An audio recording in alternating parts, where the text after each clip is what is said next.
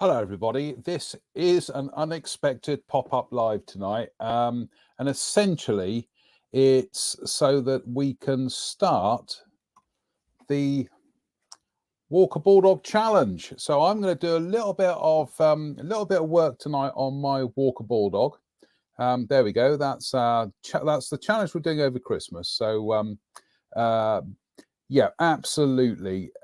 It's a really good little kit and quite simple, and it's quite a vintage kit for Tamiya as well. So let's just have a quick whiz through the bits and pieces here.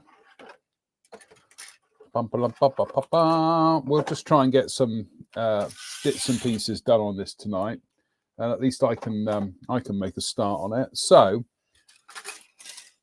as you can see, it's really quite simplified, I think is the charitable way of describing it.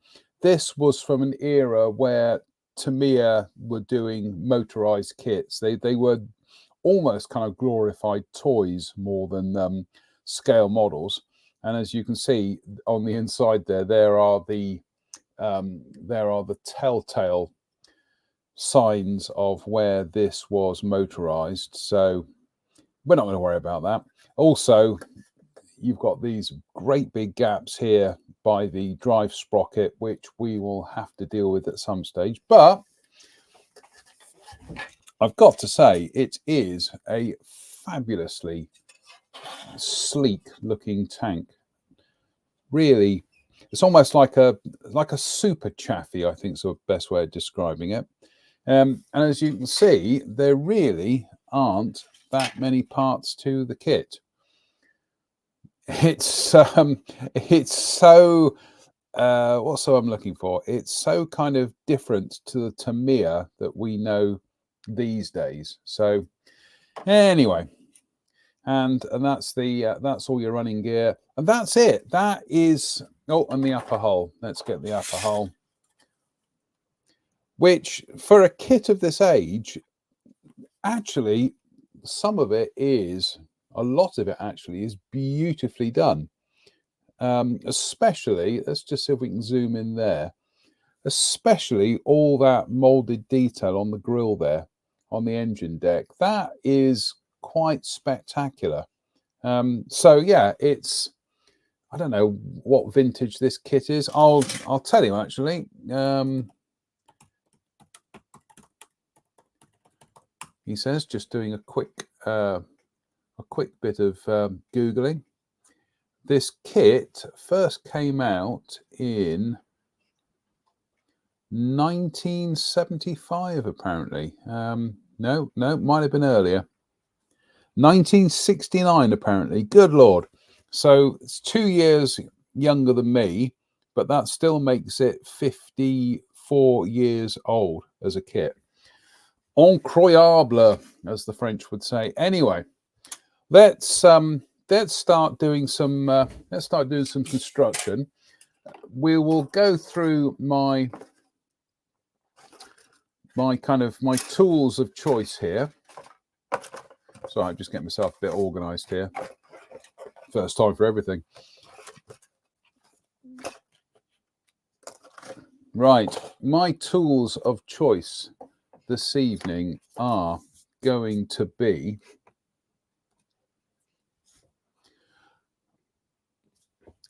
my God Hand nippers, which I bought at Telford. They cost me probably about 50 quid. The reason for that, the reason why I got a pair is that the spine nippers, I've been in constant use for the last 4 years. They've just started to lose their edge a little bit. And Spencer and Drew have been eulogizing about the God Hand ones. So while I was there, I bought a pair. Yes, £50 for a pair of cutters may seem extravagant, but as you will see this evening, the precision of the cut that they give is quite extraordinary. So yeah, we'll have that. We'll also still be employing a traditional hobby knife, in this case a Swan Morton number 3 handle with a 10A blade. and that's just for any trimming that's needed. And also the Infinity. I try and do that without suddenly going Kenneth Williams. Infinity, they've all got it in for me. This is the 400 grit sanding sponge that they do. This is still the one that I bought 2 years ago. It has been in constant use for the last 2 years. The only real sign of any wear, and you can probably see just underneath the bit where it says model there, there's a little bit of a dink there from where it got, it hit something in the toolbox. But I got to say, these are, without exception, some of the finest sanding sponges I have ever used. And like I say, this one has been in constant use now for the last 2 years. Now, we were very lucky at Telford, Spence and I, to be given a whole range of Infinity sanding sponges and some of their other tools, and including a rather dinky you know, kind of display thing for it, a toolbox for it. That's the best way of describing it. So we've got a number of bits and pieces here to try out and use over the course of the, well, hopefully the next couple of years, really. But as I say, that these are made so well that this is still in use 2 years later. Anyway, enough of the waffle. Let's build a Walker Bulldog. So let's have a quick look at the instructions. And okie dokie, there's the running gear there. I will come back and read your comments in a second. We've got you've got washers there to keep the wheels moving, because like I say, this used to be a motorized item. Yeah, it's just a case of familiarizing myself with the construction process, which does not look massively complicated, it's got to be said. And oh, I'll tell you what, let's try reading the English instructions instead. Good start. Yep, that's fine. There's nothing here that looks massively complicated. Interesting. This section here, though, I'm just reading to see what how to make gun shield cover. So it's showing you how to make the gun shield cover using cellophane, would you believe? Says glue several thick threads about 1 millimeter apart around the head of gun shield as shown in figure 1 above, then cover the hole with a polythene bag in which the kit parts have been contained. Fasten the bag here and there by winding cellophane tapes or around, all the while trying to move the crumpled part further back. Next, wind fine threads around the polythene covered gun shield as if to fill the space between thick threads as shown in figure 2. Warm the hole, warm the hole, and fix the shape with a dryer until desired shape, desired crumple will be formed. When done so, unlace the fine threads and cut the polythene along the dotted line as shown. Then cover and finish mouth shape cutted edges with cellophane tapes. Yeah, I think we'll just use Milliput for that. So anyway, let's have a quick read of the comments. Merry Christmas, everybody, by the way. It's what are we today? The 23rd. Yeah, it's creeping up on us. So let me just increase the brightness here a bit. So Lox9 says, let's discuss new releases. Which new releases, Lox? Which ones would you like to talk about? Jim Ortecott says, hello from rainy and foggy Chicagoland. Jim, is Chicago ever anything other than rainy and foggy? Crazy Lurker says, hello, howdy everybody. Howdy everyone person turquoise waving. Okay. A Merry Christmas to you, Mr. Mark, Drew and Spencer, and all in the INC family. Yeah, thank you, Jim. Anfield Road layout in the loft says hi everyone. Hobby Time says hi Lee. Scrolls down. We're gonna get t-shirts made that say scrolls down. Theron Hampton says hello Jonathan and everyone, Merry Christmas to all of you. Thank you, Theron. Glenn Broman says, well, this is a pleasant surprise. I wouldn't call it a pleasant surprise, Glenn. I'd call it your worst nightmare, the worst nightmare before Christmas. So there we go. Shane Weir says, it's the middle of the night or 3 a.m. Christmas Eve. Merry Christmas, JM. After a terrible year, your upbeat attitude to our hobby is able to amuse me and hundreds at any time of the day. Well, thank you, Shane. That's very kind of you. I got to say, Shane and Jono did do me a rather splendid hamper when I came back off holiday. And yeah, that was very kind of them. So thanks, chaps. Andy King says, I'm thinking of using Milliput for the mantlet cover. Yeah, it's... I think this is the thing that dates this kit, is that their description of how to create the mantlet cover predates Milliput. So there we go. Shane says, P.S. Just as well, I intend to watch you and AMSA all through what surely will be a far happier new year for you. We live in hope, Shane. We live in hope. Andy King says, evening all. Glenn Broman says, Chicago is also windy. Of course it is. It's the windy city. And yeah, it scrolls down. So let us commence construction of this Walker Bulldog. I gotta say, this is almost a kind of a bit of a bucket list build for me, because let me just call up the I was very lucky when I was a young lad to be given a Tamiya catalogue by a lovely chap called Ben Simper, who used to run the local kind of toy and model shop, bike and model shop rather. And yeah, I can just remember sitting down and going through the Tamiya catalogue and seeing all these fabulously unaffordable models that I'd like at some stage.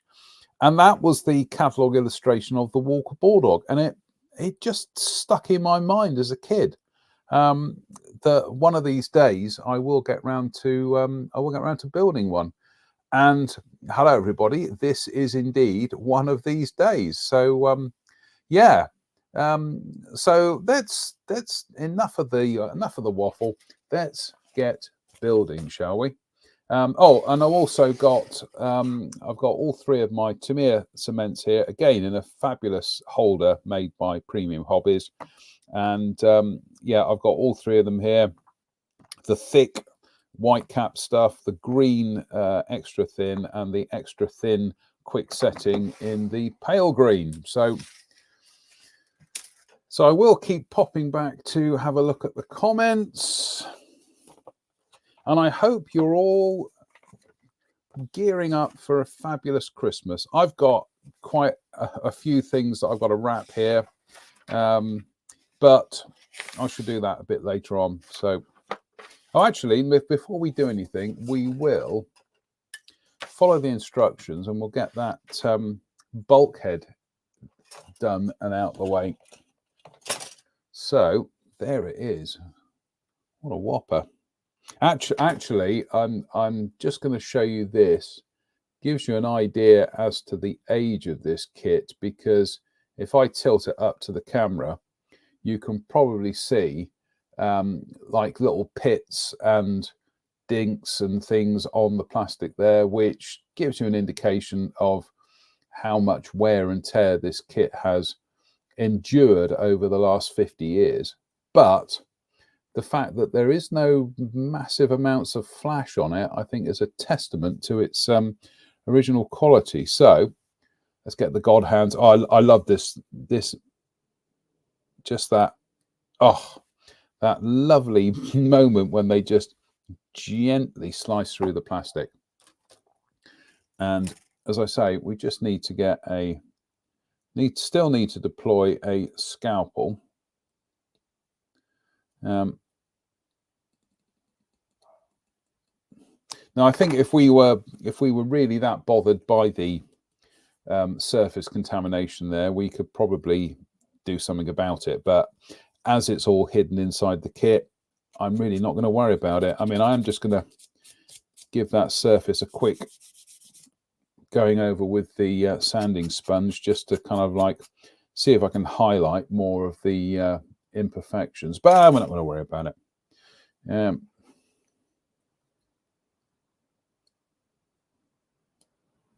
Oh, incidentally, if anybody out there, technical brains folks, anybody out there knows how you can bounce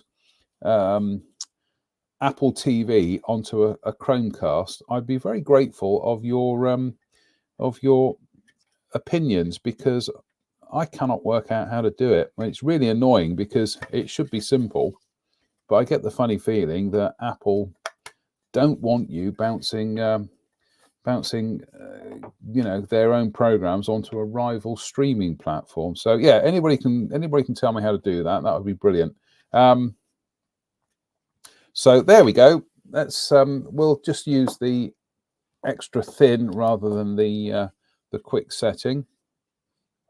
Actually, before I do that, I'm just going to check the fit of the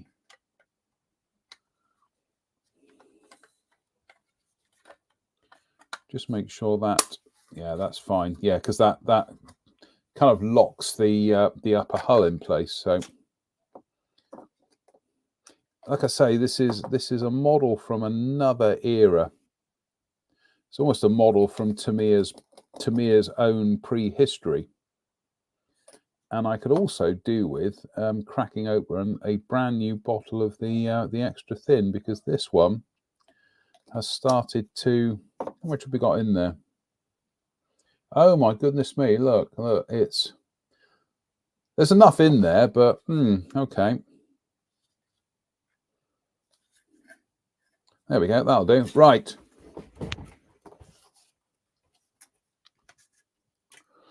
I'll tell you what. We'll move the instructions out of the way.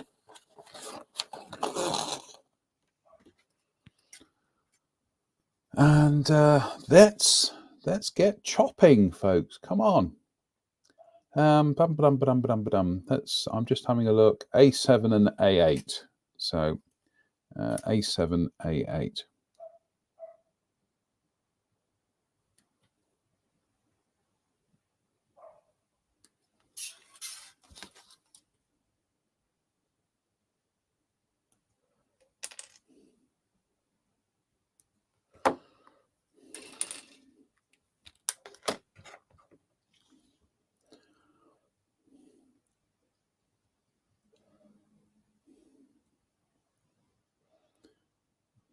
I'll try and think of something interesting to chat about whilst I'm doing this. I'm just trying to concentrate on. Oops, let's get it on the camera. I'm just trying to concentrate on just getting rid of those little bits of unwanted plastic on the ends of these sprockets.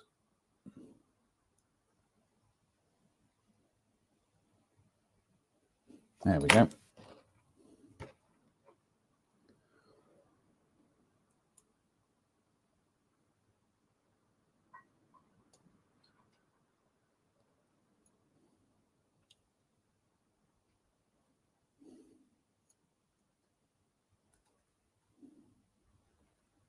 So many of the deficiencies in this kit will be, to quote our favorite line, they will be hidden with mud. That's my strategy, is things that I'm going to go for the laziest options imaginable. So there will be quite a lot of hiding things with mud. So right, we've got P2s. Right, the P2s go on the drive sprocket, so they're just there. So ping, there we go.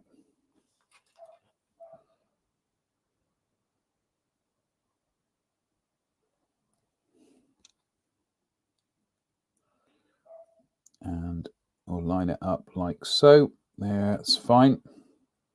Again, I'm just going to use the standard extra thin on this.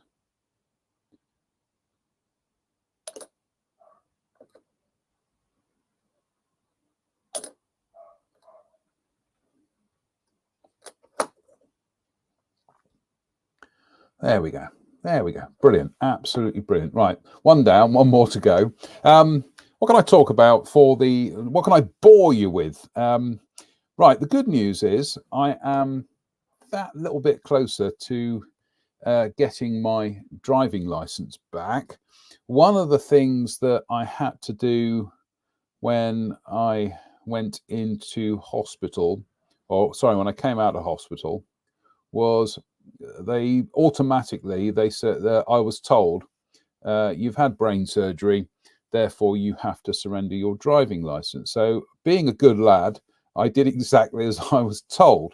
Yeah, trying to get it back off of the DVLA is well, it's just the amount of hoops you have to jump through. I've been cleared by my doctor, my doctor and my surgeon have both said, yeah, we're happy for you to drive again. There's no reason why you can't do it. So it's just a case of just filling out all the tedious forms to get the license back off the DVLA. But part of the process is that my Binny Cooper, which had been sat on a friend's drive for the last 6 months, because there wasn't any space on my drive. We got it through the MOT last week and it's now running, and that's good news. So car's working, car's road legal. We just need to get the driver road legal. But I am especially grateful to 3 friends of mine. First of all, my friend Lisa, who allowed me to garage it on her drive for the last 6 months. So very kind of her. So absolutely, really in her debt. Also, my friend Tara. Tara is the one who, frankly, you all have to thank for saving my life, because she was the one who took a look at me and said, yeah, you're not right. I'm taking you to hospital. And if she hadn't have done that, yeah, that would have been the outcome could have been quite grim. So yes, I'm very grateful to her, and also to my friend Jackie, who came down with me on Wednesday and picked the car up and drove it back, and then we had a splendid day out in Cardiff. So yes, thank you to all 3 of them for that. So right, let's read your comments. Let's see what you're all up to. New comments. Scrolls down. Jim says, the annual Tamiya catalogue filled my young mind with thoughts and dreams and models in my youth. Andy King says, I've had a good day at the bench today after doing the last of the Christmas shopping around 7 a.m. So cracked on with the Walker Bulldog. Brilliant. Well done, Andy. Jim says, I use facial tissue with thinned white glue to form the mantlet cover on my Tacom Grant tank. Looks good. Like the sound of that. That's yes, that's brilliant. We'll may go for that. And Jim also says, when in doubt, cover it with mud.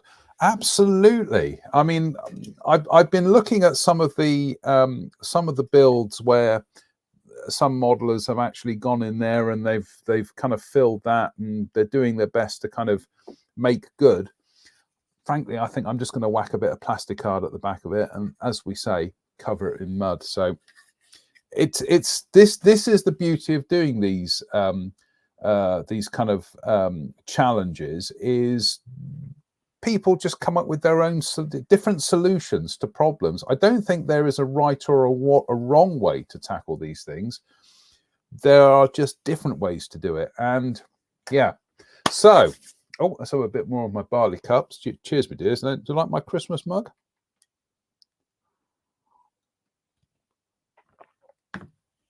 Right, let's get on with some modelling, shall we? So yeah, so car is slowly, we're getting there. We will get there. Also, this Monday, when we dropped the car off at when Tara and I dropped the car off at the garage rather, and then she ran me into Weston-super-Mare. I went to the Odeon in Weston-super-Mare, and brace yourselves, folks, this will come as a shock to you. I went to see Godzilla -1, which it's a really quite surreal time to be living in at the moment, because here we have a Japanese Godzilla film that's come out, and it has picked up absolute critical acclaim from Western film critics. And I got to say, I can fully understand why, because it is absolutely an amazing film. It's an amazing film that was made for about $15 million, that's the catering budget on one of the legendary films. That is, it's an origin story again. So it's kind of like it's almost like a reboot of the 1954 original. But oh my goodness me, it is spectacular. And what I also liked about it was that it was a character-driven film. It's got real depth to it. It's got real heart. As I say, in terms of spectacle, it shows Hollywood a thing or two. Let's put it that way. So yeah, it's slightly surreal situation where the whole world seems to have fallen in love with my favorite movie monster. But I'll take it. I'll take that. Thank you very much, because it just means it opens the doors a bit more now. So anyway, there we go. So if you get a chance to go to the cinema to see it, I would say jump at the chance, because it is a quite phenomenal film. Right, here we go. P1. You sunk my battleship. No, here we go. P1. So I'm afraid this is, for the next however many minutes I'm going to carry on with this, it's just going to be tedious me cleaning up road wheels and chatting nonsense. But let's just get a little bit of the extra thin. Put it around there.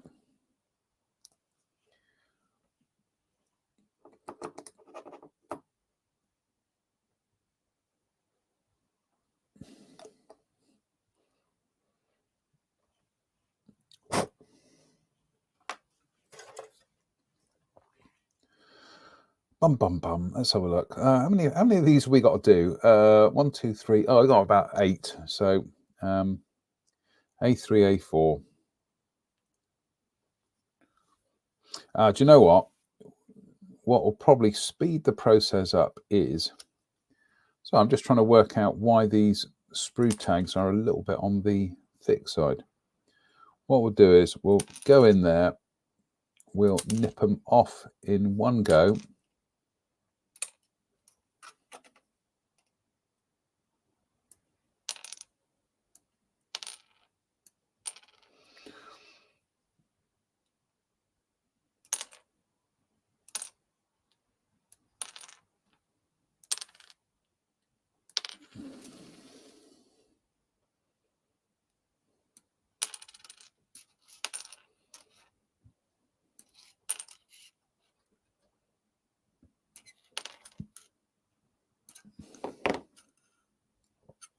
Fine. Right, I'm going to play catch up on some of the comments here. Andy King says, I cut the clip off the bulkhead as it wasn't necessary to me. That's a very good point, Andy. I'll probably do that, actually. Yeah, because I think it's just there. I think I understand what this is about now, because I think originally, because this model was motorized, it was a method of holding the upper and lower hull in place, but also giving people the opportunity to ping that back like so they could get in there and change the batteries. So yeah, that's kind of redundant really. So excellent, thank you for that, Andy. Just having a quick look at some of the other comments.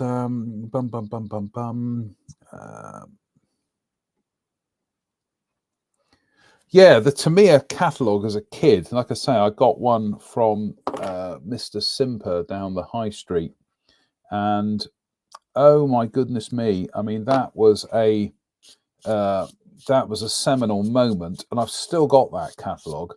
And if I kind of, even now, if I kind of dip into it, there are still things in there that just make me, there are still so many kits in there that I'd love to build.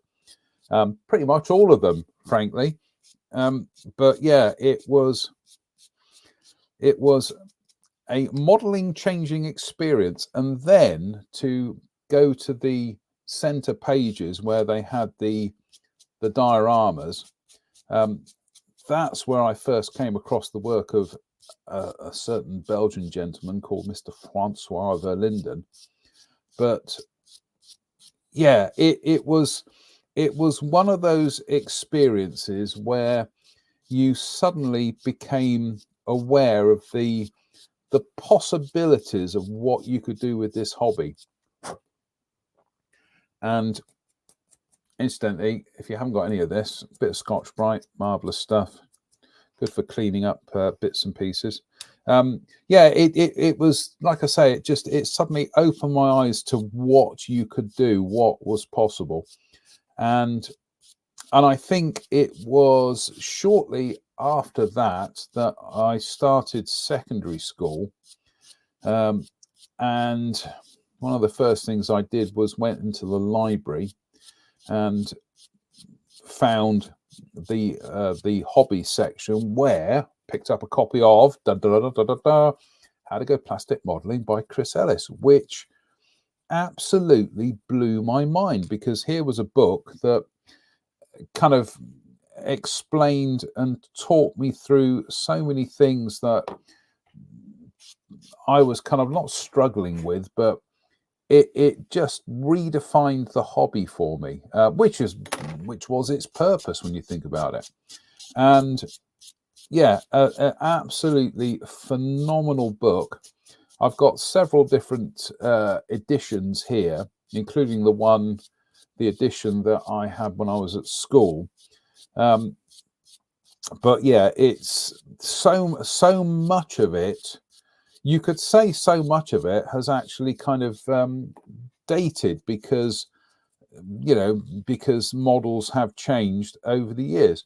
But I would also say so much of it remains entirely relevant, because the basics, the fundamental core things that we do, a bit like what I'm doing at the moment, is just doing cleaning up of parts.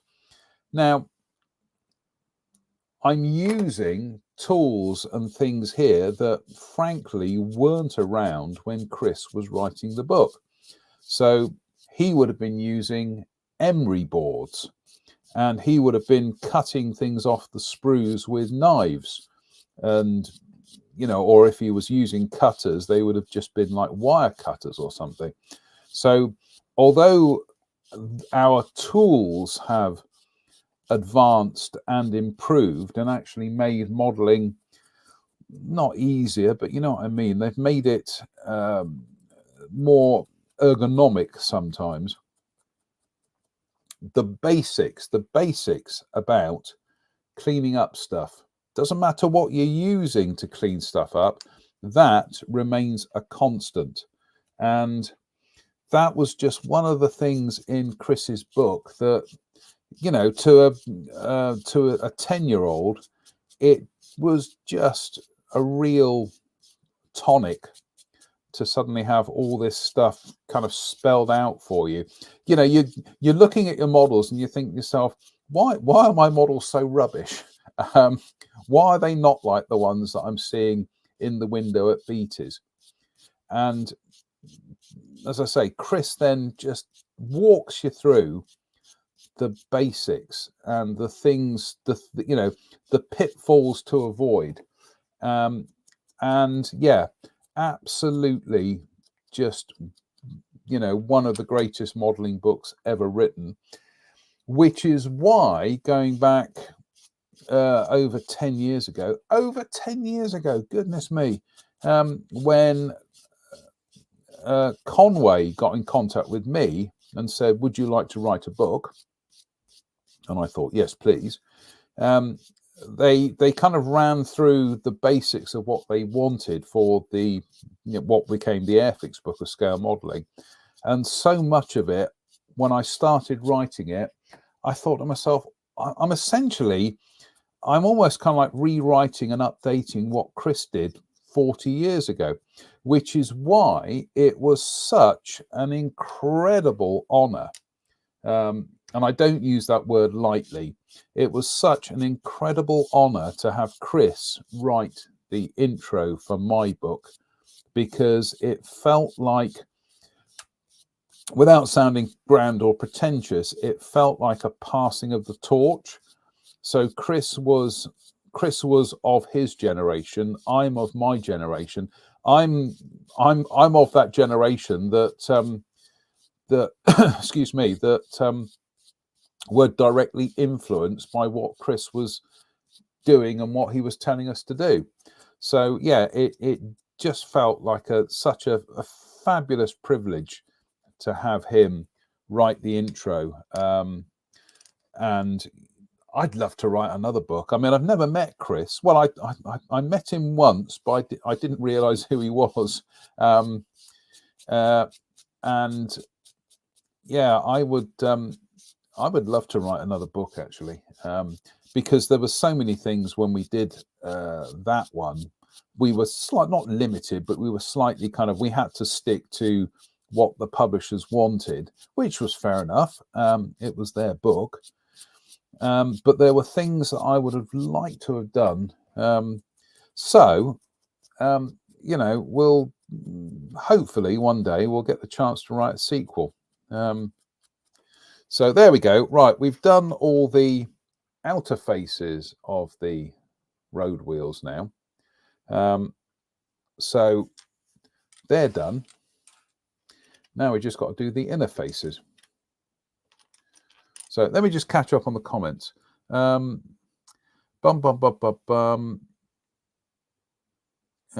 Aldercott says the Walker Bulldog was the tank in almost every Godzilla film of the 1950s and 60s.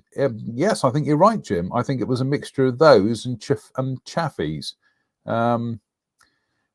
Jim also says, I was drawn to the 1/700 scale waterline warships and the armor kits. Well, funny you say that, Jim, because one of the things I really would like to do next year, and bear in mind, next year is, what's next year? Next year is just over a week away.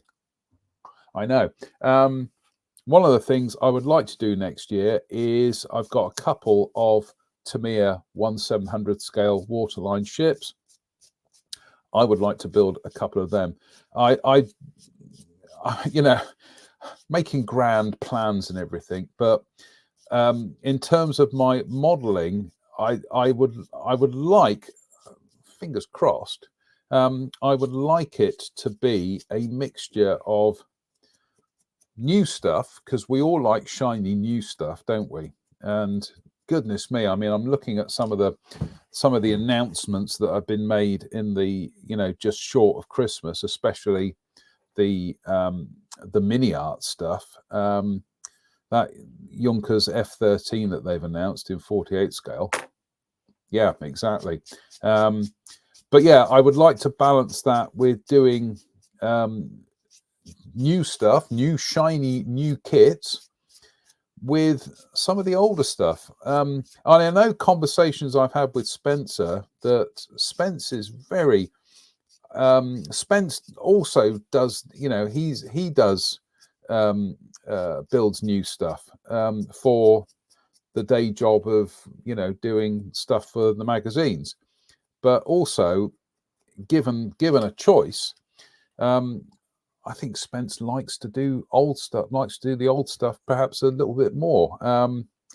I don't want to put words in your mouth, Spence. That's the impression I've got. Yeah, and I'd still like to get round to build the reissued Airfix.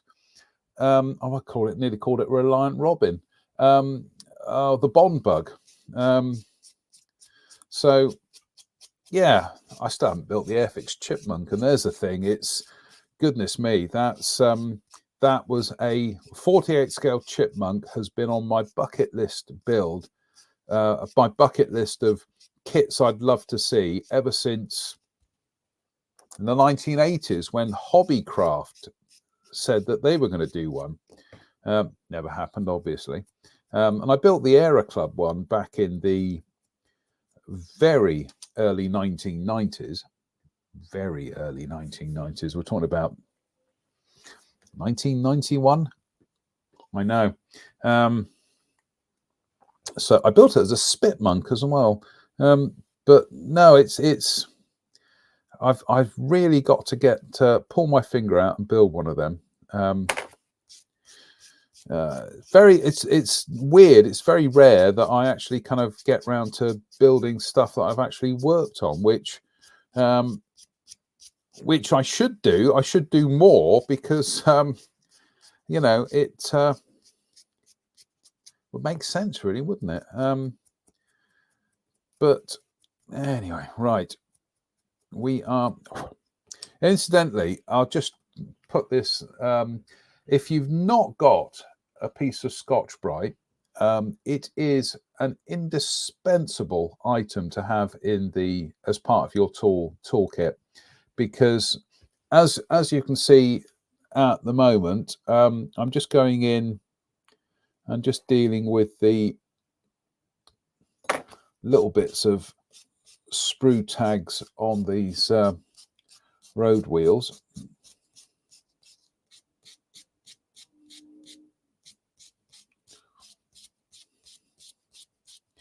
But then once you've kind of like gone round everything like this, you're usually left with some kind of detritus or dust or whatnot on there. So just go in there with the bit of Scotch-Brite and job done. The other thing that you can use is an old toothbrush as well. But anyway, let's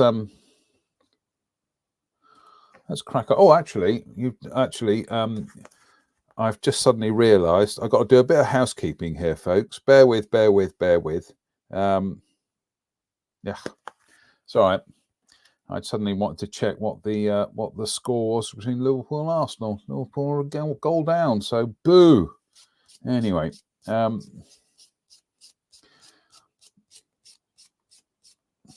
what colour are we going to paint this Walker Bulldog?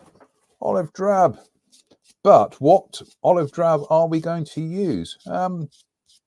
Pretty much all of them, really. I'm not. I think I've got one of those Gunzi Mr. Colour sets of. I'm just having a look. Yes, I have. I've got one of their color modulation sets for olive drab, but I've got so many different versions of olive drab which are, you know, straight acrylics. In fact, one of my favorite ones, it's just up here. Let me just grab it. One of my favorite ones is actually the Vallejo. It's their surface primer. It's such a beautiful kind of like brown shade of olive drab. I absolutely love that one, and it's not too bad to spray. I know some people don't get on with Vallejo when it comes to airbrushing, and they can be, sometimes they can be a little bit hit and miss. But yeah, which olive drab I'm going to use? I'll probably use bits of all of them, quite frankly, or as many as I can. So so let's just, we're down to the last 3 road wheels here, so we'll get this done and out the way.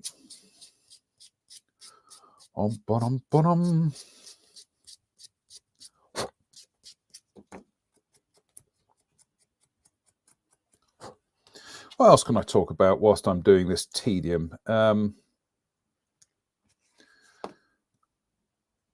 Well, as a consequence of not being allowed to drive until I get the clearance from the doctor, or well, I've got the clearance. I've got to get the paperwork filled out by the driver licensing agency. Anyway, so the consequence of that is I go everywhere on foot at the moment, and it's especially this time of year. Now I've had some time off work, and being able to kind of go out and do some walks during the day.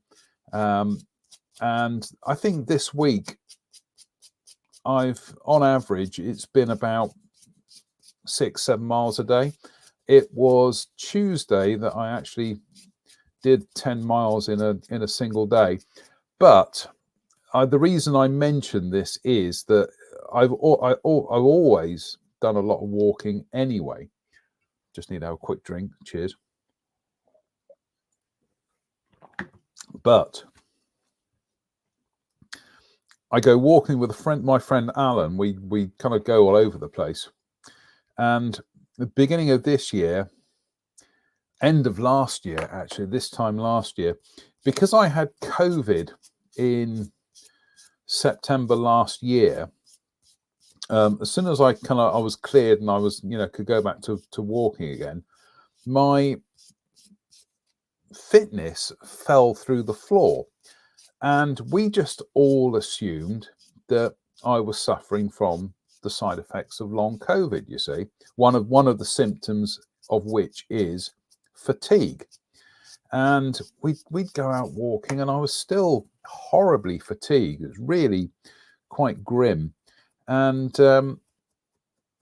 it wasn't getting any better. In fact, it was getting worse.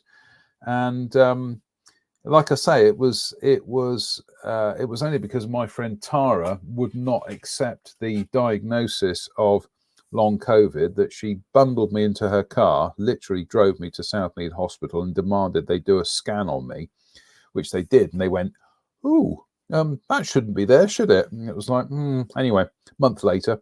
But yeah, because walking was one of those things that flared up, it antagonized the cyst that was growing in my head. To be able to get back now and to go out and do walks, and yeah, it's just so life affirming to get that level of fitness and independence back again. So I would say, folks, if ever there is something, if you think something's wrong, don't hesitate. Go and see your doctor, because, like I say, it could have been a hell of a different outcome for me. So anyway, right, let's glue some more wheels together, shall we? I'm gonna try two methods here. One is to actually drop the extra thin in there like so. Now it's a weird thing that I do, but when I've put the glue in there, I tend to move everything around. See, we haven't got enough in there. I tend to move everything around so that it just gets a bit of extra grip on the bit of extra grip on the cement.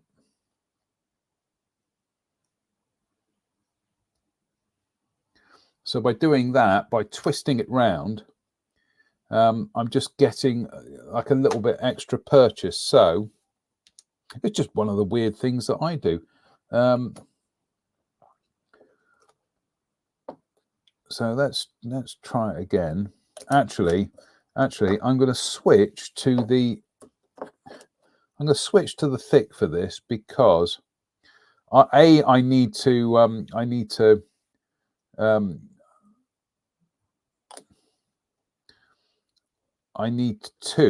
get your teeth in order, man. I need to change out that bottle of the extra thin because it's starting to get a little bit long in the tooth. It's evaporated too much, but also it's a good opportunity to try a different adhesive out as well. So again, we're just dropping the washers into place. Then I'm just getting a little bit of the extra thick. Get it in there. Squish it round. And that's got a good purchase there.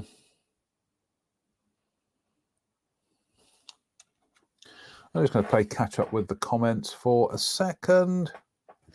Moz says, hello, Moz. He says, happy Christmas, Mr. Mock, and have a brilliant new year. Thank you, Moz. That's very kind. Moz, it's always a pleasure to see you at the shows. And he's, yeah, it's always good. So,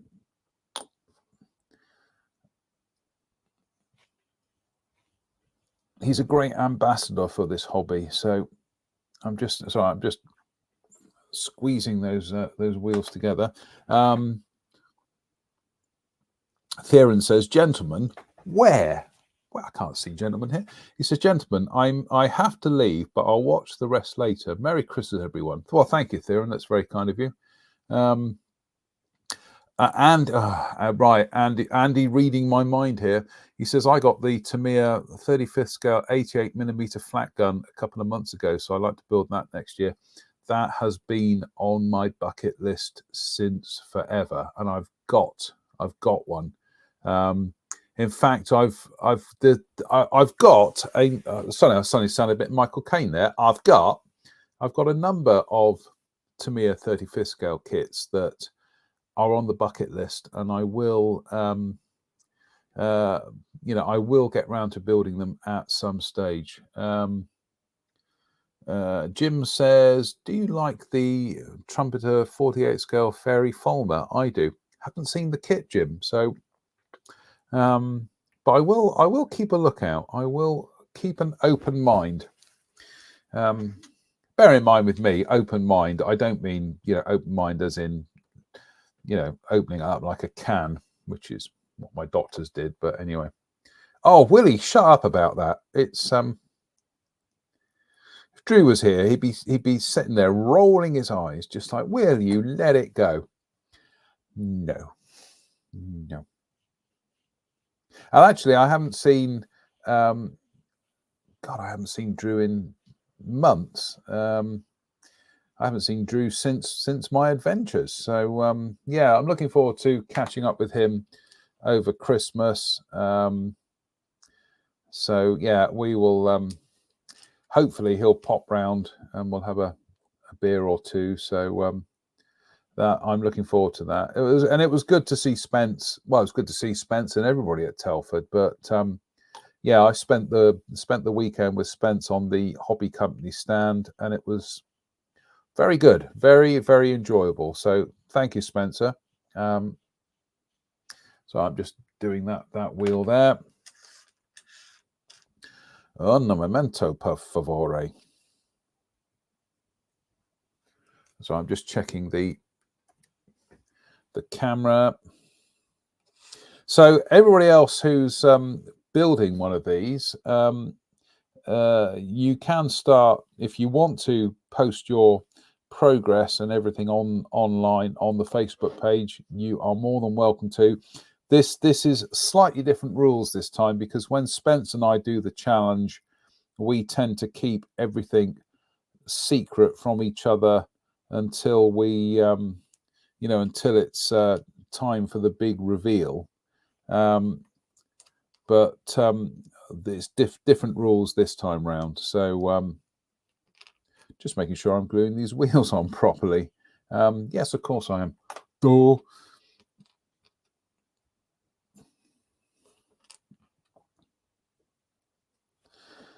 All right, let's get oops, try that, do that the other way around. That's it. Incidentally, scary thought this year, folks. This won't mean anything to anybody who doesn't live outside the UK, but for those who who do. This December is the 50th, 50 anniversary of Slade's Merry Christmas, everybody. Oh my goodness me, how is that even possible? How is that song half a century old? I bought it when I was a kid. I was a massive Slade fan as a kid. Still am a massive Slade fan. Still am a kid. So there we go. But the first single I ever bought was actually "Come On, Feel the Noise," and I absolutely love Slade. Never saw them live, but I absolutely adored them.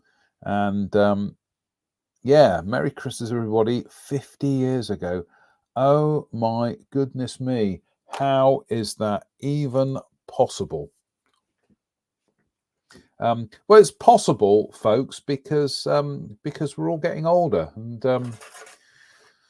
unfortunately, somebody like me who still has it fixed in his mind that somehow he's still 18. No, not really.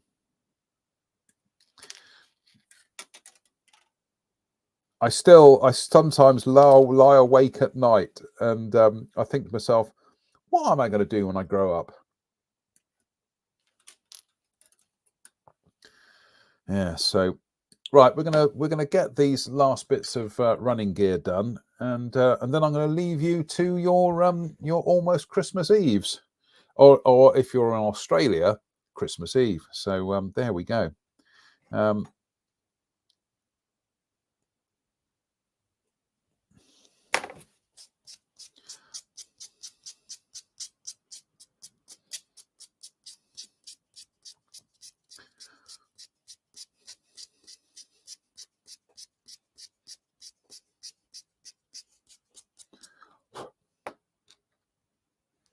Oh, we got another one to do there. That's right. Stop and think, JM. First time for everything. I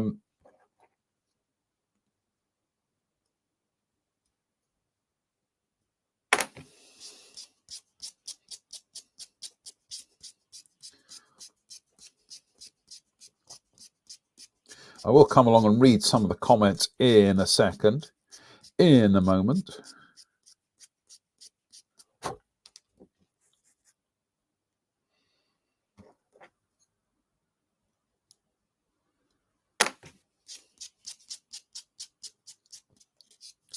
Seriously, folks, if you've not got any of these sanding sponges, they are really, really just one of those things that they just make my modeling so much more easier, but so much more enjoyable. And we've had these discussions before where I always say that when I go to a show like Telford, I'm much keener to spend money on tools and tools and bits and pieces and stuff that is for the workbench rather than kits. And there we go.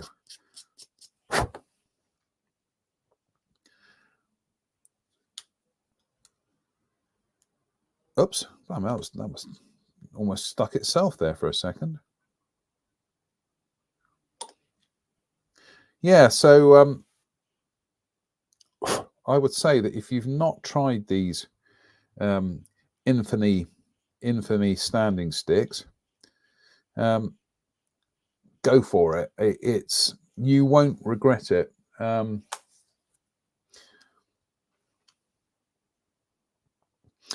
the people who do them, Premium Hobbies, are based just up the road from me here in Weston-super-Mare. So it's kind of like it's nice that when I buy stuff from them, whoops daisy, that I'm supporting a local business, which is good. So so there we go. That's right. That's the idler done. That's the drive wheels done. The drive sprockets done. What I'm just having a quick look here. What else can we glue together while we're live? Let's do a bit more. Let's build a bit more. So actually, before we go any further, what we are going to do is give the worktop a quick wipe down because we've got a little bit of dust on there.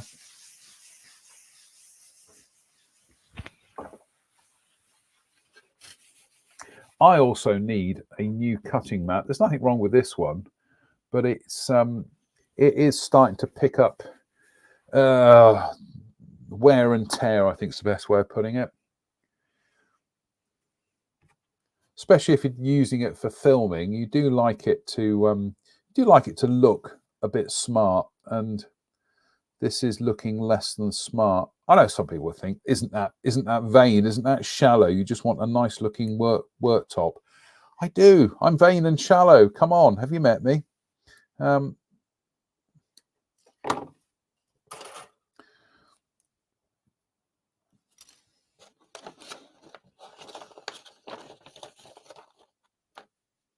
I gotta say, actually, I can't show you the angle here, but what I've done is I've got the little stand for the glues, and behind that I've got the stand for the sanding sticks, and I found that I can put in between that the instruction sheet, which is brilliant. So there we go. I'm just doing the gun barrels. Yeah. Let's just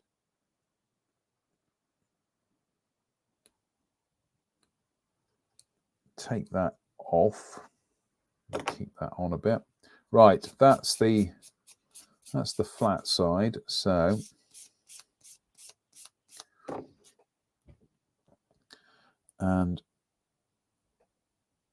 that just plops together like so. So we will deploy for that the extra thin quick setting, of which this is a brand new bottle. Excuse me.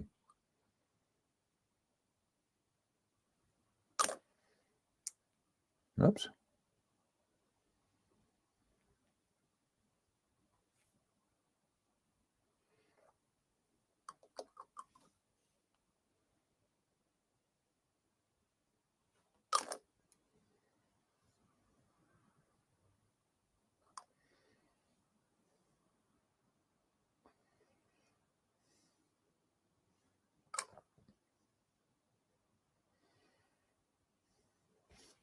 So I'm just making sure that everything's aligned on the other side, and then just flow some of that along like so. Don't know if you can see how quickly this flashes off. The quick setting is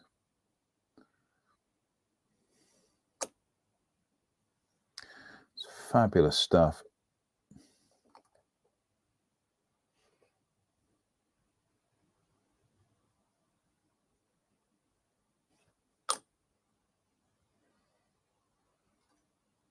Now that's not a tricky bit, but because you've got that open barrel at the end, that's just going to require a little bit of a modicum of care.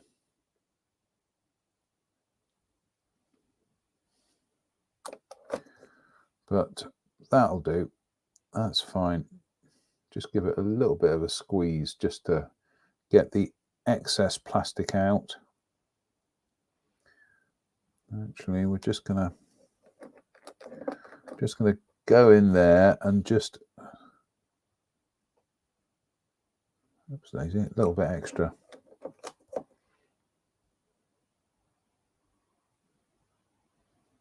For those of you who didn't see, by the way, one of the things that I did during the week, let me see if I can bring up the image actually, was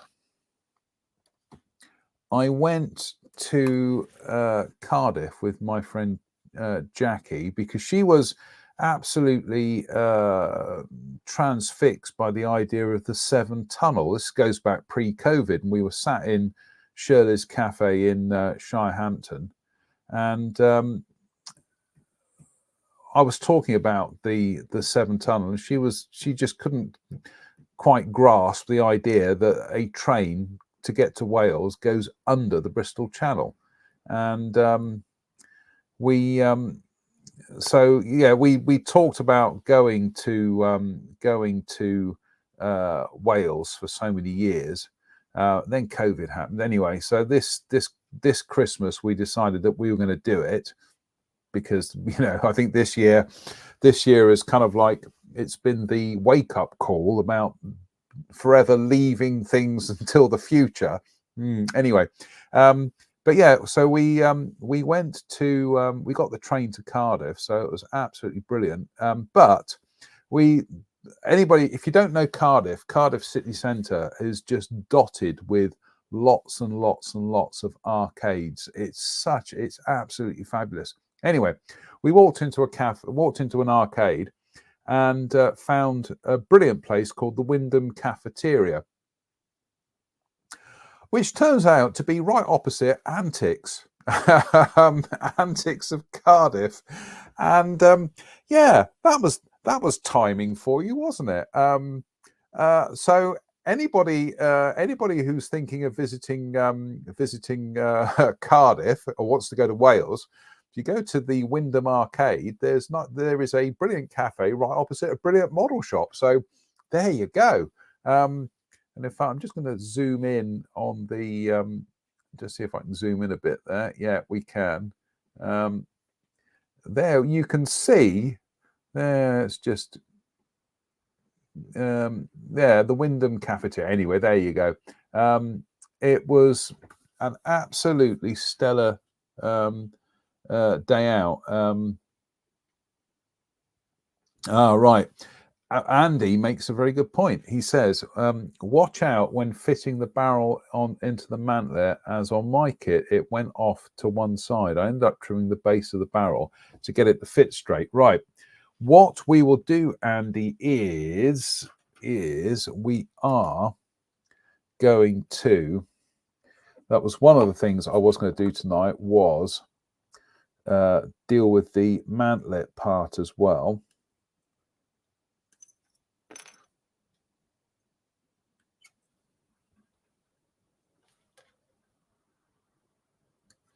Oh my goodness me, I absolutely love these single-edged nippers. Again, they're one of those things that what happened, this is 4 years ago at Telford, so this is 2019 Telford, the pre-COVID one, and we were doing demos on the hobby company stand, and I was using some cutters, but Drew, bless him, he was absolutely horrified at the cutters that I was using, and he quite literally frog marched me over to a stand, I can't remember the name of the stand, who was selling the Despy nippers, and he wasn't going to leave until I bought a pair. So I did, and got back to the stand, started using them. Oh my goodness me, it was a real road to Damascus moment. And yeah, that was it. Within a second of using these things, I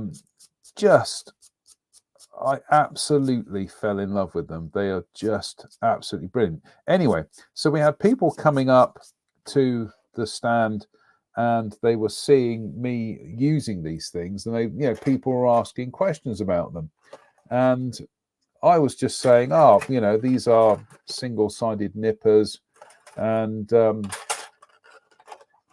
there were a few people who balked at the idea of spending 30 odd quid on a pair of cutters. There we go.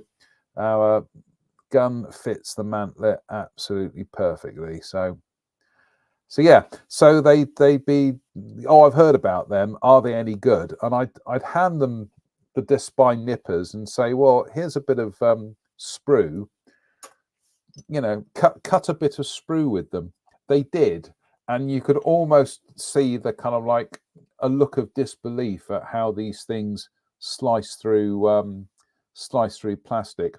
And a couple of them actually just went, I'll be back in a second, and they just went off and bought a pair. Like I say, mine, I've been using them for 4 years now. They are still better than a lot of other modeler nippers, modeler cutters that I've got, which are the two blades that come together like that. They've just lost their edge a little bit, but they still are, they're still better than trying to cut things, trying to chop things off a sprue with a knife or a scalpel or whatever. So yeah, absolutely, I love them. I absolutely love them. I do. Right, let's put the drive, sorry, the idler bogies in place, and let's see what that does, because that will, idler bogies, idler axles rather. So let's have a look. A10.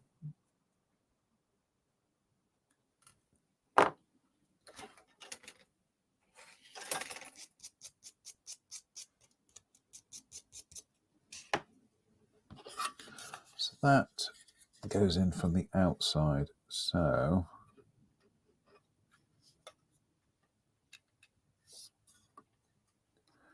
okay, so yeah, we are left with that girt big lump there, that girt big hole.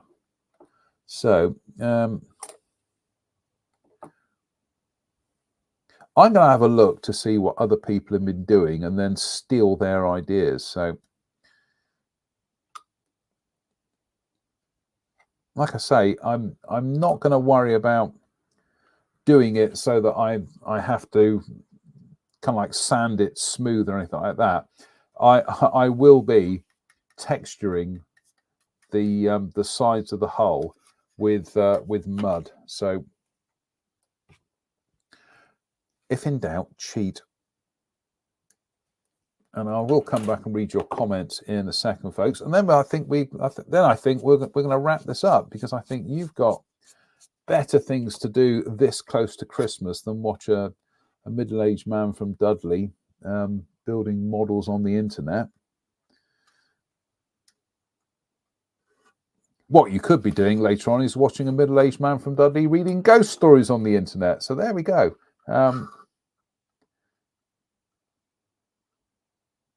I know some of you do, so thank you very much. I appreciate the audience. So do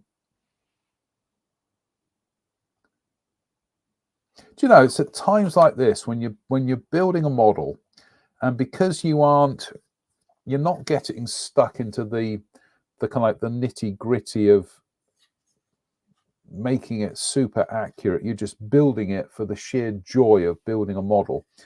And sometimes there is nothing better. It's such a fabulous feeling to just build a model for the sake of building a model. So anyway, I'll come back and read some comments. Actually, we'll do the we'll get the idler wheels out of the way as well. So what are we looking at? A6 and A5.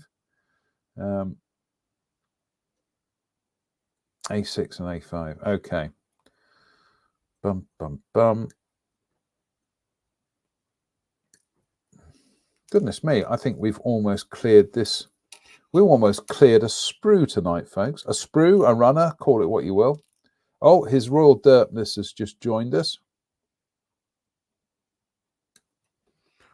Oh, and he's left us again.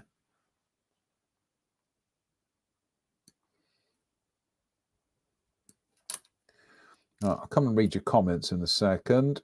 And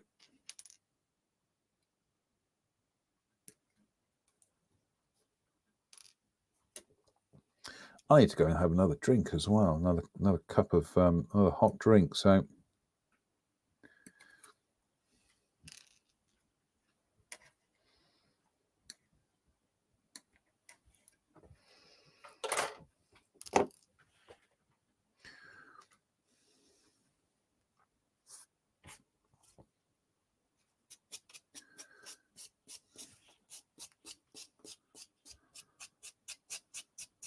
I'll read some of the comments. Let's have a look. Bum bum blum.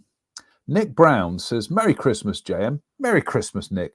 I saw you using your Death by Cutters at Telford and decided there and then to buy a set. Best £30 spent in years."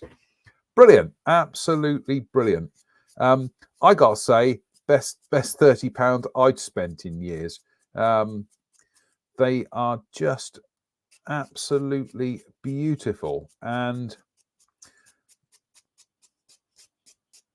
I mean, I had this conversation with Drew when we were talking about cutters and whatever, and about how much people might spend a year on knife blades or whatnot. And actually, what do you want? You want food, don't you? You'll have to wait. Gonna have to wait your turn, laddie. I actually, like I say, is I get more of a kick out of buying tools and things than kits, and I think that's because that when you're buying tools, you know that they're always going to be used regardless of what you're working on at the workbench. So yeah, I am very much a kind of like a toolie. Goodness me, there's some quite prominent mold part lines on these idler wheels, but it's got to be done, folks. It's got to be cleaned up. So yeah, it's, as Nick says, he says it's the best 30 quid that he'd ever spent. And I you know, from what it cost me 4 years ago, one of the best bits of modeling kit I ever have purchased down the years. And when I came back from Telford that year, I had my, trying to remember what I had. I had my new lights, the ones that I got from Craftlight, of which this year I bought another version of the same one that I've got, so that I could have, as I've got here at the workbench. It's very Neil Peart. It's like two bass drums. I've got two of those angle poised lamps now over the workbench. Just floods the area with so much light. It's absolutely brilliant. And yeah, it was just, you know, one of those things that I came back from Telford that year with a new light for my workbench. I also came through the post at the time was my Robard paint shaker. Absolute luxury item. You don't need one, but I need one because it just makes life so much easier for me.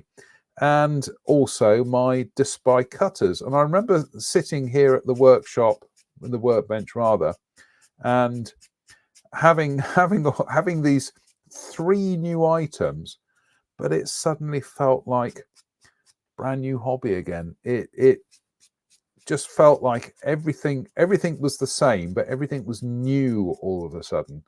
And I love it when you get that feeling of, you know, you've been building models for decades, but then something changes whereby your perspective on things is kind of newish, if you see what I mean.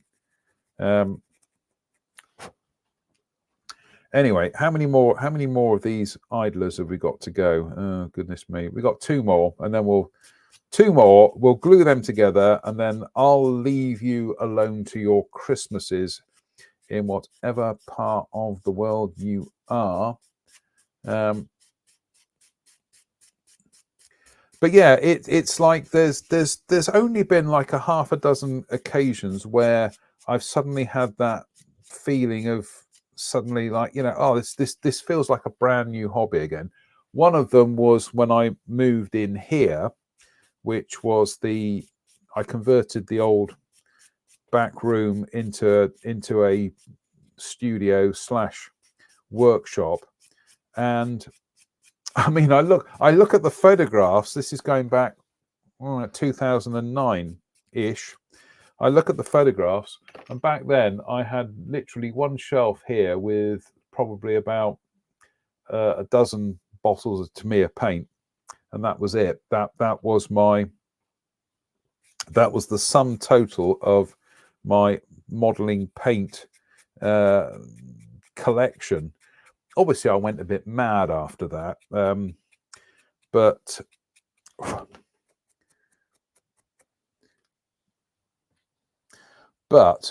it's, I mean, that's one of the things I was writing about for the op-ed for Brett's magazine. Is come the new year, I am going to have a really serious audit of all these, of what I've got in here, because there are things that I rarely ever use, and I work on the theory that if I rarely ever use them, do I need them? And so, yeah, we are going to have a look and see what stays, what goes. Essentially, if I pick up a bottle and it rattles, it goes. So, right, last of the idler wheels here. Actually, I'm gonna try a technique here whereby I've put it onto a cocktail stick. Then let me just change cameras. I put it on a cocktail stick. Then I'm going to sand down so that I'm forcing it onto the cocktail stick. That makes sense. You know what I mean? Whereas if I was to do it that way, there's always the danger it's going to fly off into orbit. Whereas because as I'm sanding, I'm effectively pushing it down onto the cocktail stick. That's I think I found the method there. There we go.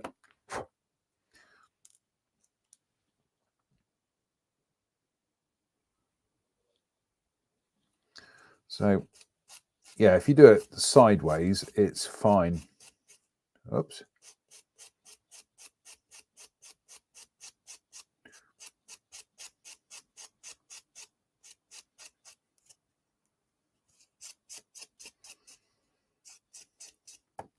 That makes much shorter work of it.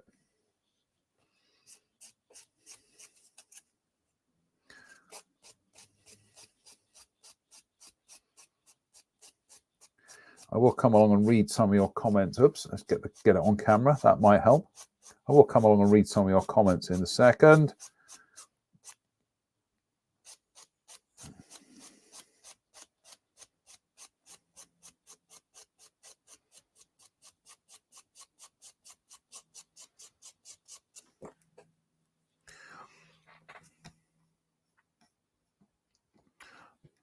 As I read some comments.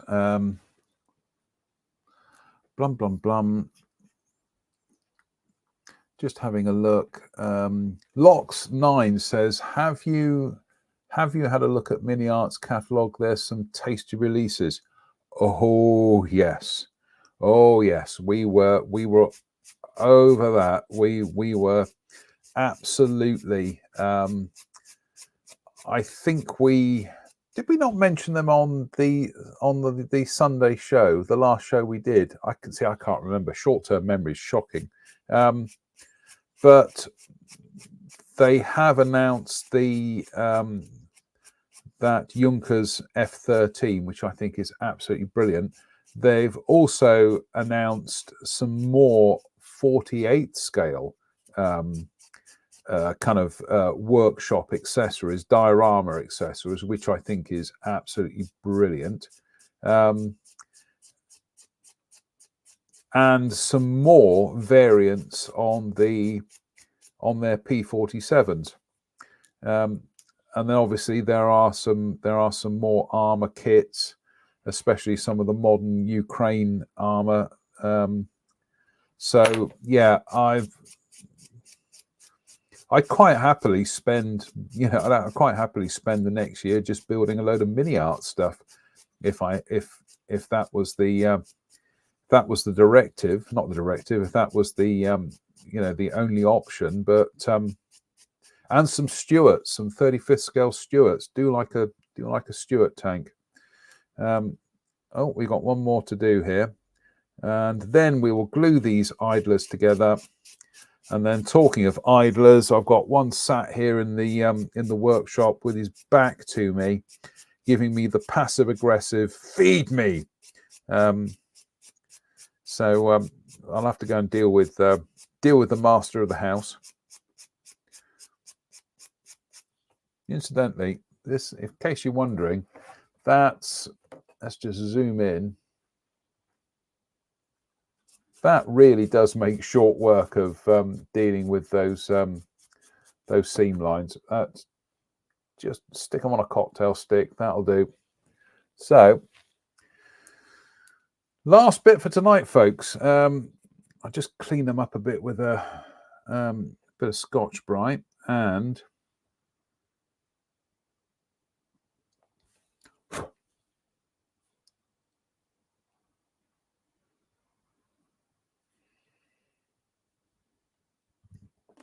excuse me. That's it. So they just push on like so, and then that's it. So again, we will use the extra thin quick setting and just a little bit in there. That'll do. And we'll do another one.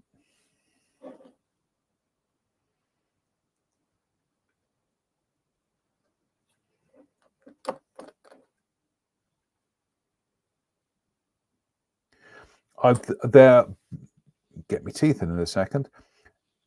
There are some of those mini art P47s that I do fancy building one.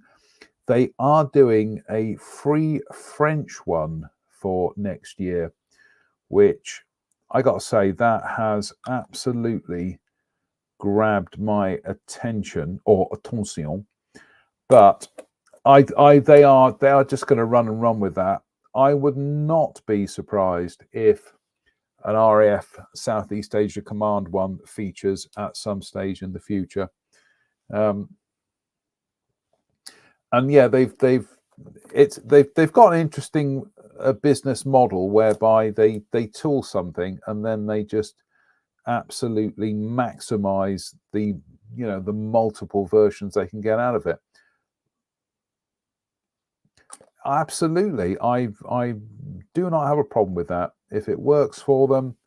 And also, it's interesting how they've done something really upfront and commercial, like the P47s, but then they've gone for something really niche, like that Junkers F-13.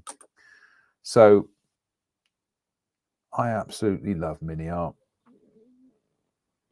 There we go. That's that one done. And this is the last idler for tonight. Idler. Yeah, idler sprockets. What do we call them? Don't ask me, folks. I've got holes in my head.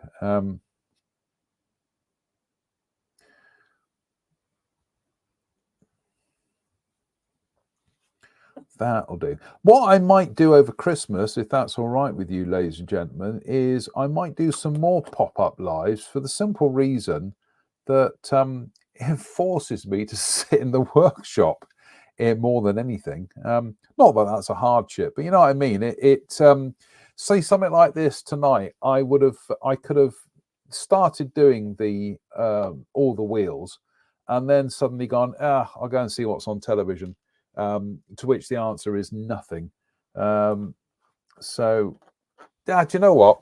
We are going to squeeze a couple more bits out of this, and then we'll wrap it up for tonight. So I'm just having a look. Sprue A6. I'm just having a look at the kit to see where does A6 go.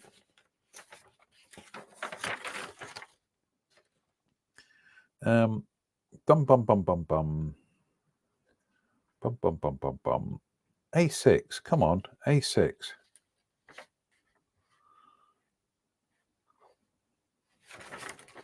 Is A6 even used? Bum bum bum bum. Oh, I found A6. Yep. Oh, there it is. That's not A6. That's A9.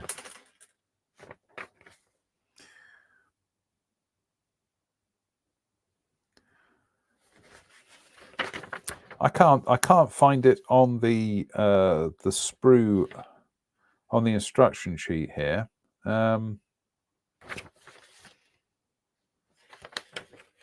Right, you're probably wondering, why are you obsessing over part A9, JM? Well, for the simple reason that if I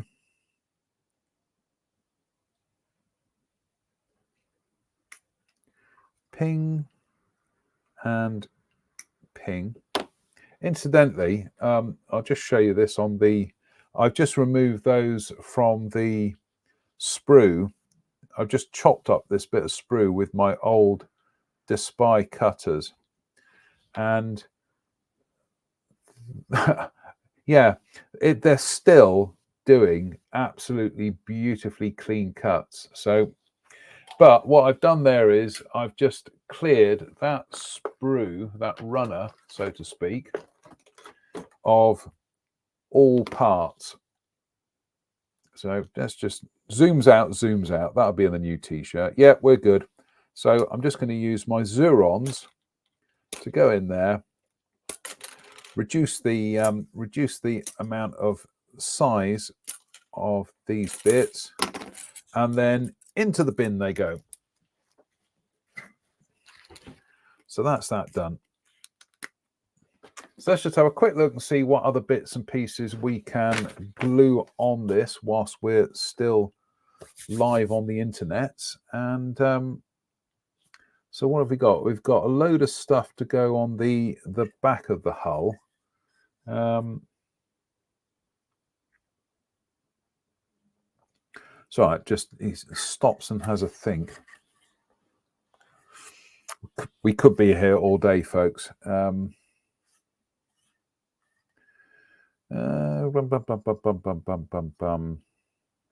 Yeah, do you know what? I think a lot of these bits and pieces I'm going to leave till later. I'm going to have to split, folks, because my phone is going off here. So we will be back. We'll do another pop-up live at some stage. So until then, thank you for tuning in tonight. Really do appreciate that. And we will do another pop-up live over Christmas with a bit more of the Walker Bulldog. So until then, it just remains for me to say thank you for watching. Wherever you are and whatever you celebrate at this time of year, make it a good one. Stay safe, stay out of trouble, and we'll see you over the Christmas holiday period. So until then, bye for now.